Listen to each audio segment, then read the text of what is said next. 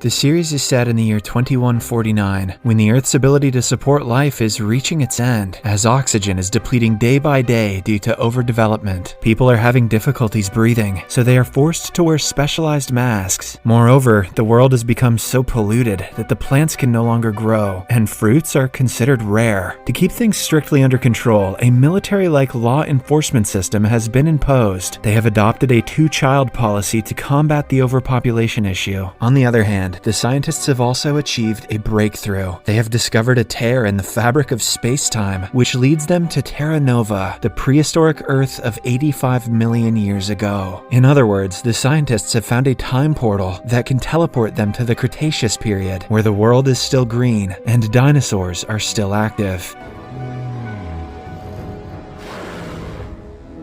At the start of the series, Jim Shannon, a cop by profession, enters his residence wearing a rebreather, which is an oxygen mask to support airflow. Jim lives with his wife, Elizabeth, a medical officer, and 3 children, Josh, Maddie, and Zoe. In this way, despite being a cop himself, he has violated the two-child policy. Soon, he takes out an orange from his bag, and the entire family is very surprised, since fruit and vegetables are in short supply, as the family is having a good time with the orange. What does that mean? Maddie suddenly enters the apartment and warns them that she saw the population control police in the lobby. This alarms the parents, and they quickly hide little Zoe in an air vent. Shortly after, the police come in and start rummaging through the place. It appears as if someone informed them about the 3rd child. At least if they find her, her final memory will be going nuts with that orange. They search everywhere, but fail to find the little girl. However, just as they are about to leave, a scared Zoe whimpers from the vent and gets discovered. Devastated, Jim begs the cops to release his daughter and even starts fighting them. However, he is easily outnumbered and taken into custody himself. For his offense, he's handed over an 8-year sentence. 2 years later, Elizabeth tips off a prison guard and finally manages to visit her husband. Jim is sick in his cell due to poor air quality and the lack of a rebreather. As the two reconcile, Elizabeth reveals that she has been given a position as a medical officer in the 10th Pilgrimage, but she is not allowed to take Zoe. The 10th Pilgrimage is the 10th group of human colonists who will be allowed to travel to Terra Nova, where they can start a new life. Before leaving, she tells Jim that he is their last hope and sneaks in a rebreather. After a while, Jim checks the rebreather and finds a hidden laser knife inside. Hot damn. In the next scene, Elizabeth, Maddie, and Josh check in, go through security, and head towards the time portal. On the other hand, Jim manages to get out of the prison with the help of the laser knife and arrives at the check-in area. He slides into a restricted room where he pays a large amount of money in exchange for a certain bag. Unfortunately, the officers notice him on camera breaching the restricted area. By this time, Elizabeth and the children have already walked in through the portal, but when Jim tries to follow them, an officer stops him. Since the time portal is irreversible, anyone who reaches Terra Nova cannot return. Jim knows about this, so he elbows the officer, steals his gun, and runs into the portal to follow his family. As soon as he enters the portal, he reaches the prehistoric Earth, which is completely different from the world they just left. Jim finally reunites with his family, but when a soldier notices the weapon in his hand, he is held at gunpoint. The soldier then checks the suspicious bag that Jim is carrying, and surprisingly, little Zoe comes out of it. Seeing the entire family together, the soldiers leave them be. What you're doing is all kinds of illegal, but god damn it, you made it to Dinosaur World, so have a good day. Later, as the group proceeds towards Terra Nova, little Zoe comments on the sky. She notes that she had never seen the clouds so white and the trees so green. After entering Terra Nova for the first time, the travelers of the 10th Pilgrimage are greeted by Commander Nathaniel Taylor, one of the first people to enter the travel portal. He gives a short introduction of the place and assures that everyone is going to have a better life from today onwards, so long as they don't get their asses ripped off by dinosaurs. Following this, he confronts Jim and Elizabeth and berates them for breaking the law. However, when the couple pleads for a fresh start, he lets them keep their 3 children. Jim wants to stay a cop in Terra Nova as well, but given his history, Taylor assigns him to the agricultural department. Next, the family settles into their new home. Maddie and Zoe fight for their new rooms, while their parents contemplate if they made the right decision by coming to Terra Nova. As everyone is busy moving their belongings, they notice that Zoe has wandered off. Outside, a curious Zoe approaches a brachiosaur, a dinosaur species, and feeds it with some fern. Surprisingly, the giant herbivore accepts it, which makes the little girl very happy. The following day, Josh and Maddie head towards an orientation meeting where they meet a fellow resident, Sky, and her friends, Tasha, Max, and Hunter. After the introductions, Josh decides to explore Terra Nova with Sky, while Maddie prefers to learn about their new home by attending the orientation meeting. Shortly after, Sky and her friends take Josh into the jungle. They arrive at a beautiful waterfall and jump into it. Near the waterfall, Sky shows Josh some rocks where golden-colored symbols are carved into them. Since Taylor has forbidden anyone to visit this area, Sky makes Josh promise to keep the stones a secret. Elsewhere, in the medical sector, Elizabeth attends to a patient surrounded by officers. She wonders why the patient needs security, and one of the officers informs her that he is a Sixers member. Sixers appear to be a group of rebels who have separated themselves from Terra Nova. Their main goal is to overthrow Commander Taylor and rob the main colony of all its resources. Suddenly, the patient jumps from his bed and threatens to kill Elizabeth with a laser knife. After using her as a hostage and forcing the officers to disarm, the man flees. Outside, Jim notices the man acting suspicious and follows him. Soon enough, the man attempts to attack Taylor, but Jim successfully stops him. Jim knows that there is more than a mere paradise in Terra Nova, so he demands Taylor explain about the man and why he was trying to kill him. However, with everyone around, the latter insists Jim get in his vehicle for a ride. After the two reach the same waterfall from before, Taylor starts explaining about the Sixers. He reveals that the Sixers came from the 6th pilgrimage with a secret supply of weapons. However, he doesn't know why the group wants to overthrow him. Taylor then commends Jim on his bravery and offers him to join Terra Nova's security forces. As the two continue chatting, they notice a group of Sixers heading toward their colony. Wasting no time, they begin pursuing the Sixers, but realize that they are actually fleeing from two Carnotaurus, a species of carnivorous dinosaurs. Taylor and his group somehow manage to repel the dinosaurs, but they still have to deal with their arch-enemies. Mira, the leader of the Sixers, comes out of her vehicle along with the others and starts talking. She reveals that she is there to negotiate the release of Carter, the same guy who tried to kill Taylor earlier. She then brings forth a large box of meteoric iron, an extremely rare element, and proposes to trade it for Carter. Realizing that the element is too valuable to give up on, Taylor agrees to the terms and releases Carter. Elsewhere, in the jungle, Josh, Sky, and the other friends start making booze from wild fruits. While they are enjoying themselves, they hear a loud roar. Sky explains it's an Axoraptor, otherwise known as the Slasher. It is a dinosaur species with colorful feathers and a whip-like bladed tail, capable of cutting a man in half. But she assures Josh not to fear, as slashers mostly hunt at night.